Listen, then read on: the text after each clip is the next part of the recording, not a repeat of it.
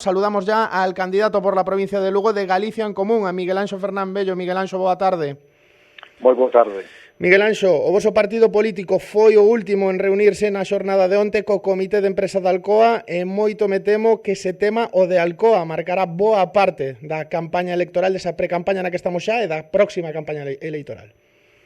Sen dúbida que o marcará porque estamos diante dun problema moi grave, o sea, o problema de Alcoa, a ameaza que pende sobre os postos de traballo e sobre as factorías, eu denomino directamente como un crime económico. Realmente isto para a Mariña, para Lugo e para Galicia supón pois un momento de hecatombe económica. Pensemos que Alcoa representa o 30% do PIB de Lugo.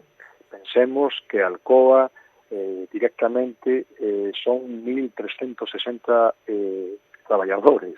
Pensemos que o entorno, e aí afecta ao espazo da Mariña, o entorno, o que significa empresas auxiliares e todo o anel económico que se move alrededor de Alcoa son 500 traballadores, pensando tamén na hostelería, pensando na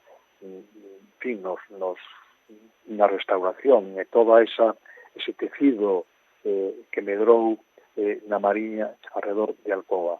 E por outra banda, claro, estamos xa nun momento definitivo no que significa a deriva de Alcoa, pero ainda hai posibilidades aquí. O que nos propoñemos, e onte co Comité de Empresa así o expresamos, e había coincidencia tamén cos traballadores e representantes de Alcoa, é preciso levar a cabo unha intervención viable que o Estado asuma temporalmente, cando menos temporalmente, a xestión das factorías garantindo o seu futuro, garantindo o futuro dos postos de traballo, e é necesario ao mesmo tempo, porque a Xunta de Galicia e a Consellería de Industria ten competencias plenas neste sentido, que Feixóo e a Consellería de Industria exerzan as súas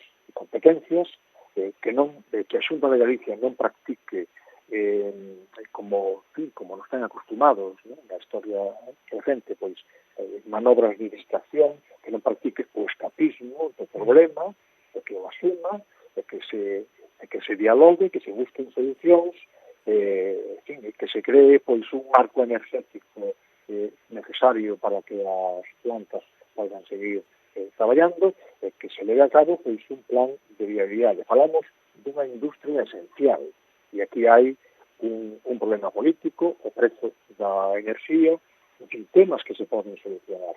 Por tanto, que todos os elementos que coinciden no problema e que son en boa parte responsables se senten a traballar e a solucionar o problema, porque ainda hai posibilidade de que cheguemos a unha solución.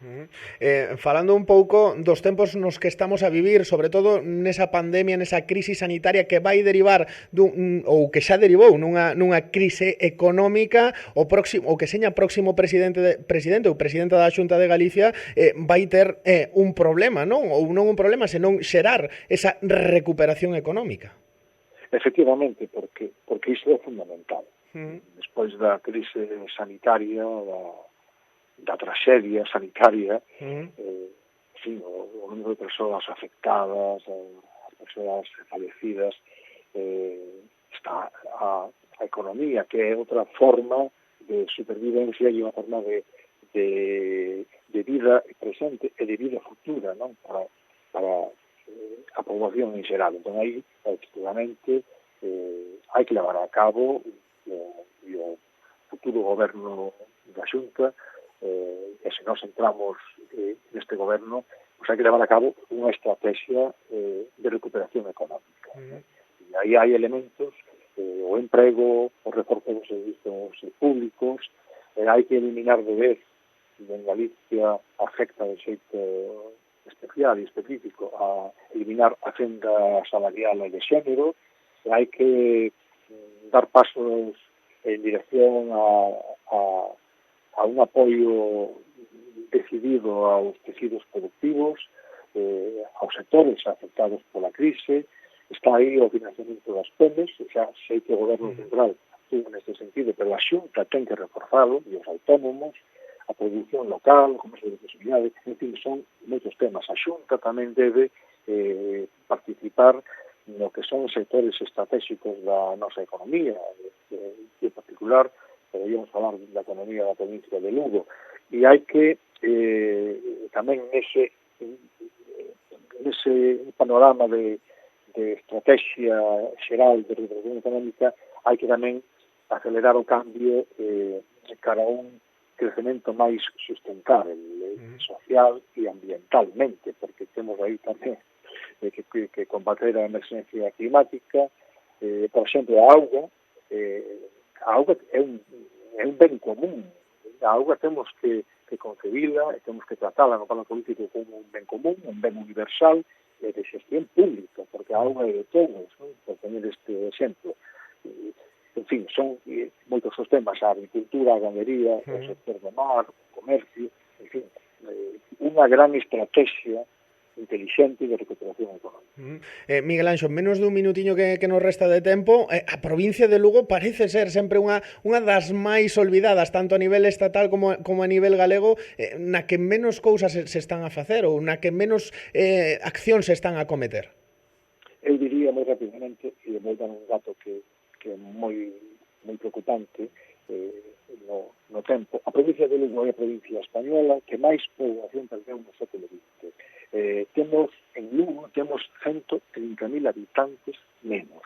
Lugo é a provincia esquecida por excelencia. Eu diría que en fin, as instancias a Xunta de Galicia, Lugo tamén existe, porque vemos sistemáticamente como se produce un desleixo e un abandono sobre as nosas infraestructuras, en fin, véxase, por exemplo, os portos de Coruña Forte, o desemprego existente, a mocidade que emigra, tratan-nos aos lugueses como ciudadanos de segunda clase. Vexamos o estado deplorável das estradas, o tema da conexión ferroviaria. Lugo, en definitiva, é unha provincia moi castigada nos últimos anos pola Xunta de Galicia, presidida polo señor Feixóo. Miguel Anxo Fernán Bello, candidato de Galicia en Común pola provincia de Lugo. Quedamos en tempo. Moitísimas gracias por atender a chamada de Radio Lugo.